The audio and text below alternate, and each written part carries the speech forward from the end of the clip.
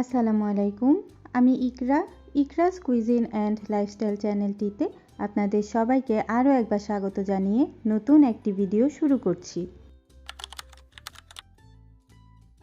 আজ আপনাদের সাথে আমি শেয়ার করব কিভাবে আমি গৃহিণী হয়েও বছরে লক্ষ টাকা জমিয়ে থাকি। সকাল সকাল রান্নাঘরে চলে এসেছি। আমাদের গৃহিণীদের তো রান্নাঘরেই প্রায় সারা দিনই কেটে যায়। রান্নাঘরে কিভাবে খুব অল্প সময়ে আপনার সকল কাজ কমপ্লিট করবেন সেটি আপনাদেরকে পরবর্তী কোনো ভিডিওতে টিপস দিব। তো আমি এখানে নাস্তা করে নিয়েছি, এবার চা খাচ্ছি। আপনারা কে কে আছেন আমার মতো চা খেতে পছন্দ করেন, না হলে সারাটা দিন মাথা ধরে থাকে? যদিও চা কফি খাওয়া স্বাস্থ্যের জন্য ততটাও ভালো নয়। আজকে গিয়েছিলাম আমি সুপার শপে, সেখান থেকে টুকিটাকি কিছু জিনিস কিনেছি।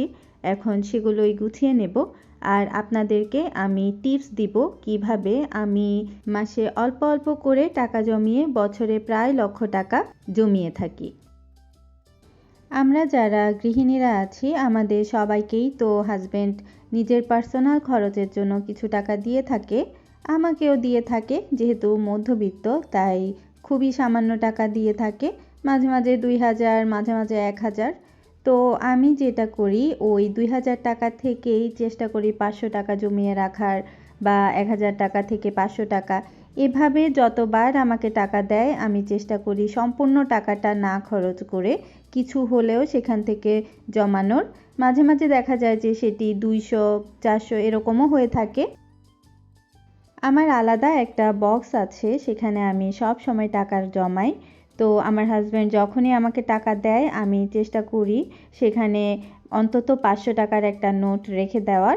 তারপর চেষ্টা করি বাকি যে 1500 টাকা আছে সেই টাকা দিয়ে কোনোভাবে আমি আমার কাজগুলো ম্যানেজ করার। সবাই দেখলাম খুব বিদেশি ফলগুলো খাচ্ছে। তো আমরা যেহেতু সুপার শপে গিয়েছিলাম সেখানে এই ফলগুলো দেখতে পেলাম। পরবর্তীতে আমরা এখানে প্রায় 1100 টাকার ফল নিয়েছি। আমি যদিও এতগুলো ফল নিতে চাইনি, বাট আমার হাজব্যান্ড বলল যে সবগুলো একটা একটা নিই, একটু টেস্ট করে দেখি, যদি কোনোটা পরবর্তীতে ভালো লাগে সেক্ষেত্রে পরে ওই ফল আবারও নেওয়া যাবে। এখানে ছিল অ্যাভোক্যাডো, পার্সিমন এবং আরও কয়েক ধরনের ফল ছিল, আরও 2-3 ধরনের। আমার হাজব্যান্ড তো সব ধরনের ফল 3-4টে করে হাতে নিয়ে নিয়েছিল। পরবর্তীতে আমি বললাম যে একটার বেশি নিবা না, যে কোনো ফল তুমি একটা করে নাও, পরবর্তীতে যদি ভালো লাগে তাহলে নিবে। তো যেটা করলাম সবগুলো ফলই একটা একটা করে নিয়েছিলাম। এর মধ্যে আমার পার্সিমনটাই মূলত বেশি ভালো লেগেছে এবং বাবুও এটি খুব ভালোভাবে খেয়েছে। এখানে কিছু আদা নিয়েছিলাম, আদাতে দেখলাম যে একটু ডিসকাউন্ট ছিল, যার কারণে আদাটা নেয়া। আদাগুলো আদা রাখার জায়গায় রেখে দিয়েছি। আমার হাজব্যান্ড যে পেশায় আছে, তো উনার সন্ধ্যায় এখন আর আমাদের সাথে নাস্তা করা হয় না, যার কারণে উনাকেও মাঝে মাঝে নাস্তা টিফিন করে দিই। আমি চেষ্টা করি নিজেই কিছু বানানোর, তো সবসময় আসলে হয়ে ওঠে না, তাই এখানে অনেক ধরনের ফ্রোজেন আইটেমগুলো আমি কিনে রেখেছি। যদি এগুলো আমি অনেক দিন ধরে ব্যবহার করব, মাঝে মাঝে চেষ্টা করব নিজেই কিছু করার, যেহেতু ফ্রোজেন আইটেমগুলোর দাম একটু বেশি। আর এগুলো নেয়ার আরেকটা কারণ হলো বাবুর জন্য। বাবু মাঝে মাঝে হঠাৎ করে চিকেন খেতে চায় বা কিছুর আবদার করে, চিপস খেতে চায়, তখন এগুলো একটা দুইটা ভেজে দিলে ও খেতে পারে। আর এখানে এই দেখুন আমি ওয়াশিং মেশিনের জন্য 2টা সার্ফ এক্সেল নিয়েছি। এই সার্ফ এক্সেলটা কিন্তু যাদের বাসায় পানিতে আয়রন আছে তাদের জন্য খুব ভালো। এই সার্ফ এক্সেলটিও আমি 2টি নিয়ে নিয়েছি, কারণ এখানে প্রায় 30 টাকার মতো আমি ছাড় পেয়েছি, ওই জন্যই মূলত আমি 2টি নিয়ে নিয়েছি। এই ছাড়ের কারণে আমার প্রায় 60 টাকা সেভিংস হয়েছে। আসলে আমরা যারা মধ্যবিত্ত পরিবারের গৃহিণী আছি, আমাদের একটু চিন্তা ভাবনা করে সচেতনভাবে না চললেই নয়, কারণ আমাদের প্রতিটি টাকা হিসেব করে করে চলতে হয়। এই টাকার মধ্যেই নিজের স্বাদ, আহ্লাদ, শখ সব মেটাতে হয়, আবার নিজের ভবিষ্যতের জন্য কিছুটা সেভিংস করতে হয়।